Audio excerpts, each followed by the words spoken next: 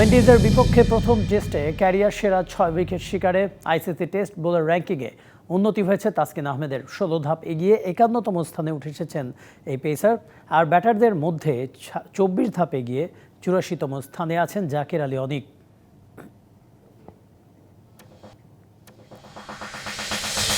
আগামী শুক্রবার বসুন্ধরা জ্যাফ অ্যারেনায় বক্সিং জেনজি ফাইট নাইট আয়োজন করছে বাংলাদেশ প্রফেশনাল বক্সিং অ্যাসোসিয়েশন।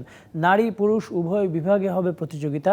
বাংলাদেশের তারকা boxer Sabiul Islam, SAF gold medalist Jewel Ahmed Jony সহ মোট 26 জন বক্সার অংশ নিচ্ছে এই আসরে। এছাড়াও ভারত এবং নেপালের বেশ কিছু বক্সারও নামবেন রিংয়ে।